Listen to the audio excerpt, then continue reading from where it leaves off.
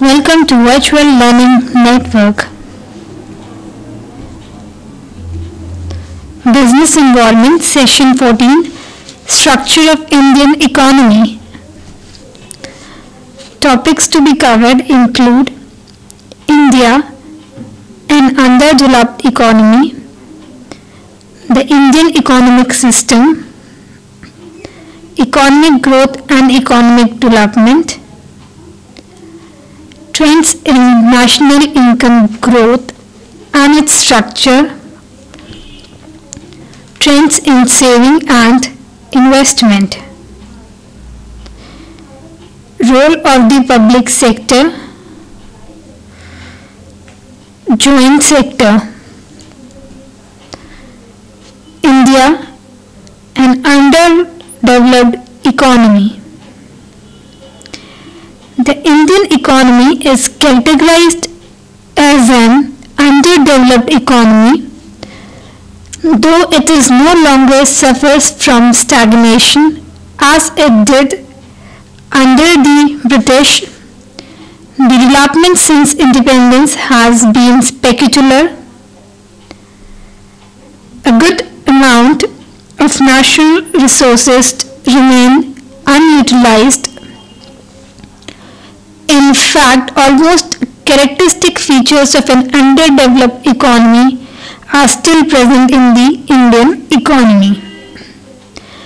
Indian economy को अंडरडेवलप्ड economy माना गया है, हालांकि ये अंडरडेवलप्ड इकोनॉमी नहीं है. इंडिया एक डेवलपिंग कंट्री है, ये डेवलपिंग इकोनॉमी है. बहुत से नेचुरल रिसोर्स इंडिया में यूटिलाइज नहीं किए गए हैं. ये भी एक रीजन है कि इसको अंडर यूटिलाइज्ड माना गया है. 1/4 जो पॉपुलेशन है इंडिया की वो स्टिल पॉवर्टी लाइन पे ही है. India an underdeveloped economy. Basic characteristics. First is low per capita income. जो पर कैपिटा इनकम थी इंडिया की 2003 में वो थी $530, जो कि ऑलमोस्ट पूरे वर्ल्ड में सबसे लोएस्ट थी. और सेम ईयर में स्विट्जरलैंड, जर्मनी और यूएसए की जो पर कैपिटा इनकम थी वो थी 75, 48 और 71 टाइम्स ज़्यादा जो इंडिया की पर कैपिटा इनकम थी. पर 1990 से 2003 तक इंडियन इकोनॉमी बहुत तेज रेट से बढ़ी और जो पर कैपिटा इनकम है इसमें बहुत ज़्यादा अब डिफरेंस है. Next is occupational pattern, predominance of agriculture. एक बहुत ज़्यादा प्रोपोर्शन वर्किंग पॉपुलेशन का इंडिया में इंगेज्ड है एग्रीकल्चर में. 1999 में 61% जो पॉपुलेशन थी वो इंगेज थी एग्रीकल्चर में और वो ऑलमोस्ट अपना 28% जो नेशनल इनकम थी वो एग्रीकल्चर से ही आ रही थी. हालांकि जो प्रोपोर्शन था पॉपुलेशन का जो एग्रीकल्चर में इंगेज थी डेवलप कंट्रीज में, जैसे फॉर एग्जांपल यूके और यूएसए और जापान में, वो बहुत कम था. Next is rapid population growth. जो पॉपुलेशन है इंडिया की ये लगातार बहुत फास्ट रेट पे ग्रो हो रही है. 2001 के सेंसस के अकॉर्डिंग जो टोटल पॉपुलेशन थी वो थी 102.5 करोड़.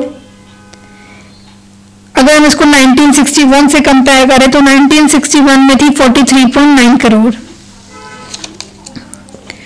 1999 में जो पॉपुलेशन थी जो वर्किंग एज ग्रुप में थे 15 और 64 ईयर्स के बीच में वो थी 61.1%.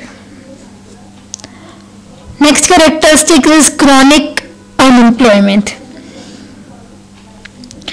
पॉपुलेशन का जो रेट था वो बहुत ज़्यादा है इंडिया में और स्पेशली जो वर्किंग एज ग्रुप है 15 से 64 ईयर्स के बीच में वो पॉपुलेशन बहुत तेजी से बढ़ रही है, पर एम्प्लॉयमेंट इतनी ज़्यादा नहीं है. प्लानिंग कमीशन के अकॉर्डिंग जो करंट डेली अनएम्प्लॉयमेंट थी 2001 और 2 के एंड में वो थी 3.49 crore. Deficiency of capital, deficiency of capital भी एक कैरेक्टरिस्टिक्स है इंडियन इकोनॉमी की कि जो कैपिटल है पर हेड वो बहुत लो है, और दूसरा जो रेट है कैपिटल फॉर्मेशन का, सेविंग का, वो भी बहुत लो है। ग्रॉस डोमेस्टिक सेविंग जो थी 2001 और 2 में वो थी 23.7%, और हालांकि जो ग्रॉस डोमेस्टिक कैपिटल फॉर्मेशन था वो था 23.1% जीडीपी का। माल distribution of wealth and assets, reserve bank of India ने सर्वे किया एसेट्स का रूरल और अर्बन हाउस होल्ड्स में जुलाई 1991 के पीरियड में और से लेकर जून 1992 में। उन्होंने देखा कि बहुत ज़्यादा इनइक्वालिटीज हैं एसेट डिस्ट्रीब्यूशन में। जो रूरल एरियाज हैं वहाँ पे 21% हाउस होल्ड्स हैं जिनके पास 20,000 रुपये से कम के भी एसेट्स हैं। Poor quality of human capital, ये भी एक इंडियन इकोनॉमी का एक फीचर है। इलिटरेसी बहुत ज़्यादा है इंडिया में, कुछ स्टेट्स में इंडिया की लिटरेसी लेवल बहुत ही लो है। Low level of technology, India में जो टेक्नोलॉजी है वो भी इतनी सुपीरियर नहीं है, वो आउटडेटेड है और इंफीरियर टेक्निक्स प्रोडक्शन के अपनाए जाते हैं। सिर्फ एग्रीकल्चर ही है जो ऑलमोस्ट 2/3 ऑफ द पॉपुलेशन को सर्व कर रहा है।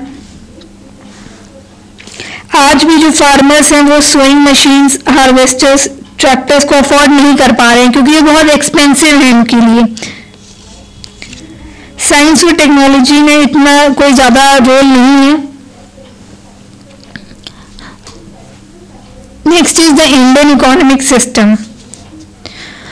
Soon after the independence, the Indian leaders had to take a decision on the model of development to be followed.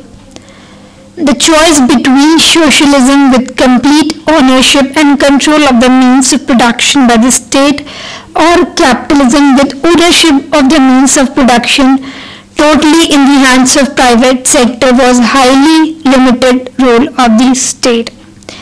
Independence के बाद ही जो इंडियन लीडर्स थे उनके पर एक डिसीजन लेने का वो आया कि जो इकोनॉमी होनी चाहिए इंडिया की वो कैसी होनी चाहिए, वो सोशलिज्म होनी चाहिए, वो कैपिटलिस्टिक होनी चाहिए या मिक्स होनी चाहिए। सोशलिज्म उनको चॉइस करना पड़ा कि जो ओनरशिप है उस पर कंप्लीट ओनरशिप रखें, कंप्लीट कंट्रोल रखें, या प्राइवेट सेक्टर को भी का रोल कुछ होना चाहिए। The capitalistic model had been adopted by UK, USA and a large number of countries with Western Europe which emphasized the role of private free enterprise in economic development. जो capitalistic model था वो UK USA ने adopt किया था और कुछ western countries ने adopt किया था जहाँ पे प्राइवेट सेक्टर ही के पास ही सारा कंट्रोल था, वही रोल प्ले कर रहे थे।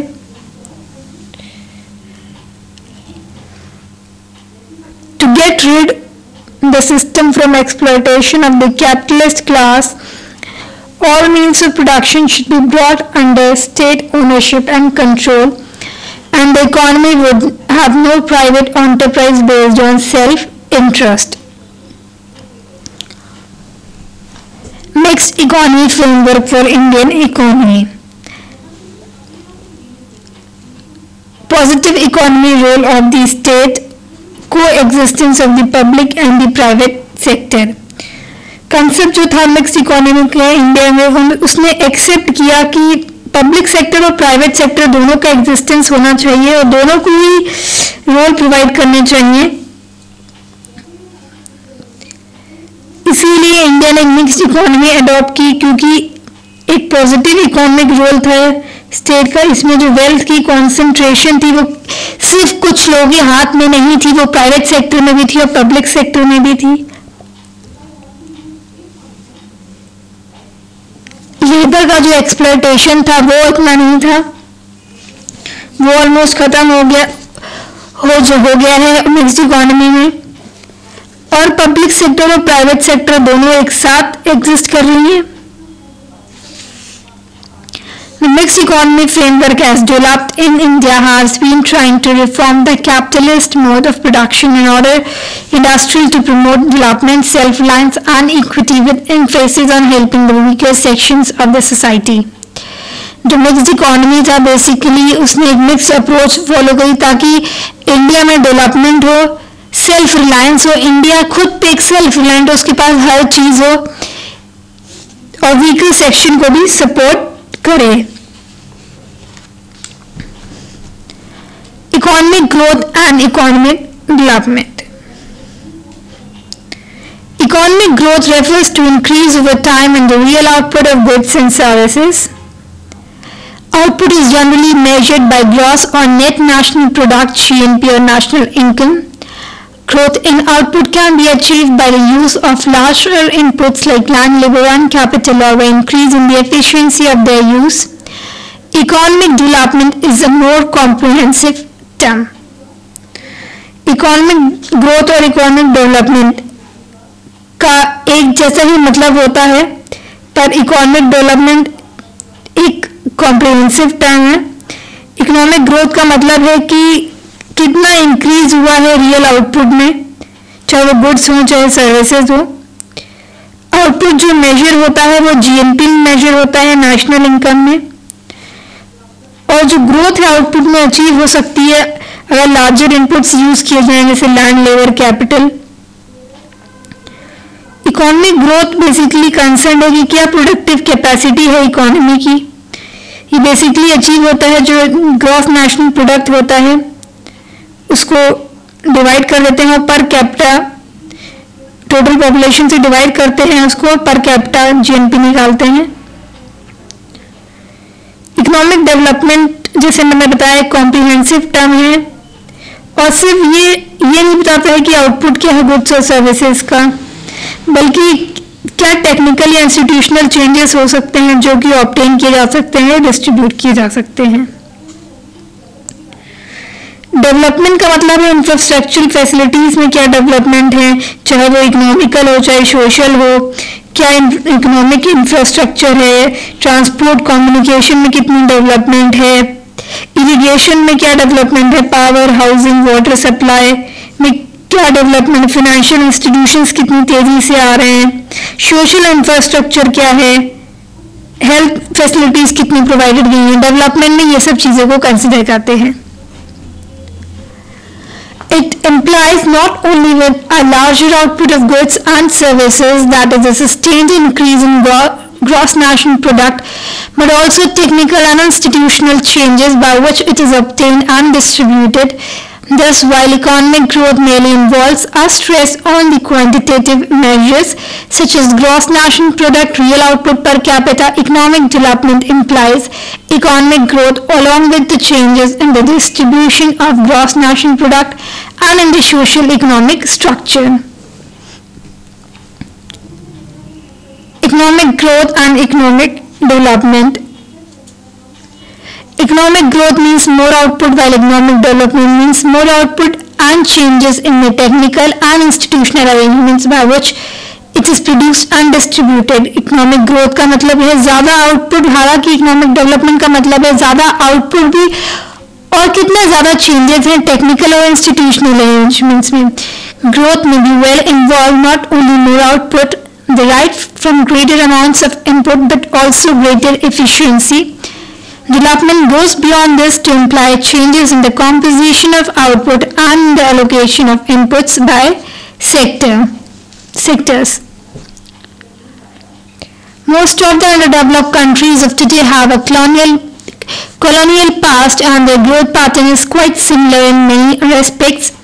The essence of this pattern of growth is dualism, that is, one sector or subsector experiencing the perceptible growth while the rest of the economy does not. Trends in national income growth and its structure. The data provided reveals that the significant changes in the composition of GDP have been observed during last 50 years. These are changes, the share, एक data है उसके basis पे बताया गया है कितना changes आया है. जो प्राइमरी सेक्टर का जो शेयर है, प्राइमरी सेक्टर में हमारे एग्रीकल्चर, फॉरेस्ट्री, फिशरी ये सब चीज़ें आती हैं, वो 57.7% से रिड्यूस होकर 23.9% तक हो गया है 2001 और 2 में. सेकेंडरी सेक्टर है जिसमें हमारा mining, manufacturing, electricity, gas, water supply, construction आता है. और टेरिटरी सेक्टर है जिसमें हमारा सर्विस सेक्टर आता है, जैसे trade, transport, storage, communication, banking, insurance, real estate, community and personal services. Urban और रूरल ब्रेकअप है. The process of economic development is accompanied by the transfer of population from rural to urban areas. This brings about changes in the distribution of net domestic product in favor of urban areas, since the per capita NDP, that is national domestic product, in urban areas is higher than that of the rural areas. Urban rural income breakup बताता है कि क्या कितना changes आया है, कितना sector rural urban से urban, rural area से अर्बन एरिया पे शिफ्ट हुआ है. Share of organised and unorganised sectors in NDP. जो ऑर्गेनाइज्ड सेक्टर हैं वो डिफाइन किए गए हैं सीएसओ द्वारा, और वो सब एंटरप्राइज को इंक्लूड करते हैं जो रजिस्टर्ड हैं एक्ट में और जो एनुअल अकाउंट्स और बैलेंस शीट मेंटेन करते हैं. Trends in saving and investment. While preparing an estimate, it is customary to divide the economy into 3 sectors. Saving एक एस्टिमेट बनाने से पहले इकोनॉमी को 3 सेक्टर में बांटा गया है. पहला है हाउस होल्ड सेक्टर, दूसरा है कॉर्पोरेट सेक्टर और तीसरा है government sector. Trends in gross domestic saving. अगर हम ग्रॉस डोमेस्टिक सेविंग की बात करें तो जो ग्रॉस डोमेस्टिक सेविंग है उसमें इम्प्रूवमेंट आई है 1950 से लेकर 1970 तक और फिर 1990 तक. 1950 में 8.9% था और 1970 में 14.6%. 14.6% से 23.1% पे इंक्रीज हुआ 1990 पे जाकर. Trends in gross domestic capital formation. Gross domestic capital formation basically indicator होता है टोटल इन्वेस्टमेंट का किसी भी इकोनॉमी में, और इसके 2 कंपोनेंट्स होते हैं. पहला है ग्रॉस डोमेस्टिक सेविंग्स और दूसरा है net cash capital inflow. Share of public and private sector. Private sector है वो यूज किया गया था as a engine growth 4 decades तक डेवलपमेंट के लिए. इन्वेस्टमेंट जो थी पब्लिक सेक्टर में वो स्टेप आउट कर गई, क्योंकि बेसिक रीजन ये था कि इंडस्ट्रियल बेस क्रिएट करना और जो नेसेसरी इंफ्रास्ट्रक्चर है उसको प्रोवाइड करना प्राइवेट सेक्टर में, इन्वेस्टमेंट को फैसिलिटेट करना. Gross capital formation by the industry of use. Commodity sector में आते हैं हमारे agriculture, forestry, fishing, mining, manufacturing, electricity, gas, water supply और construction. Role of the public sector. The Industrial Policy Resolution of 1956 assigned a major role to the public sector in these areas, as is clear from the objectives laid down for the setting of public sector enterprises.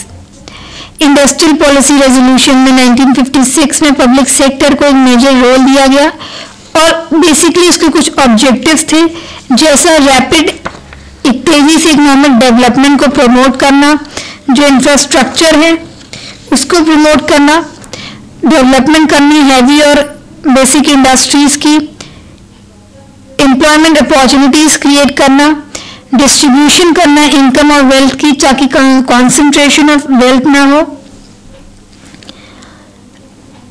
Balance regional development को promote करना, exports को promote करना और import को reduce करना, उसको substitute करना, और स्मॉल और एंसिलरी इंडस्ट्रीज जो थी, स्मॉल स्केल इंडस्ट्रीज, उनको भी एनकरेज करना।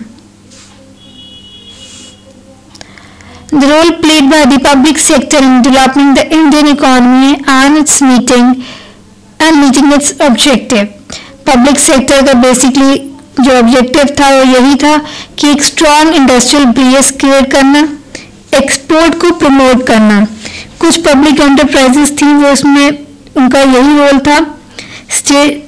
State trading corporation और minerals and metal trading corporation थे, उन्होंने export को promote किया दुनिया के हर भाग में। जैसे हिंदुस्तान स्टील लिमिटेड है फॉर एग्जांपल, भारत इलेक्ट्रॉनिक्स है, हिंदुस्तान मशीन टूल्स है, HMT, इनके प्रोडक्ट्स वर्ल्ड में ऑलमोस्ट हर जगह मिलते हैं।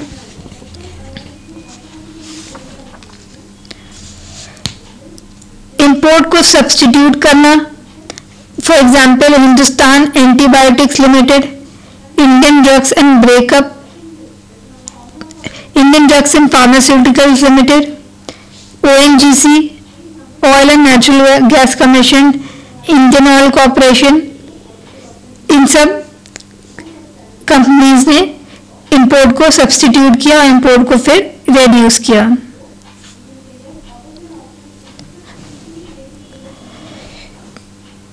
Joint sector, Dutt Committee 1969 recommended that the concept of joint sector. In simple terms, the joint sector is a form of partnership between the private sector and the government.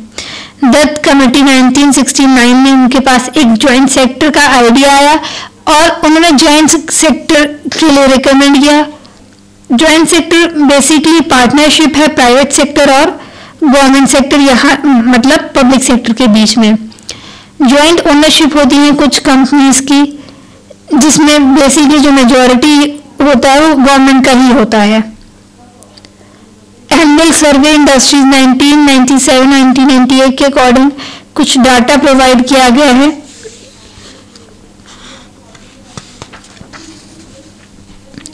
जो major patterns है corporate sector में वो continue होते हैं public sector में भी और private sector में भी। पब्लिक सेक्टर अकाउंट करती है 32% प्रोडक्टिव कैपिटल और 28.4% वैल्यू एडेड का। Now we have certain questions. First, do it yourself. First is, why was public sector development given importance in the post independence period? Second is, why has the composition of savings changed in favor of financial savings during the last 3 decades? That's all for this session. Thank you.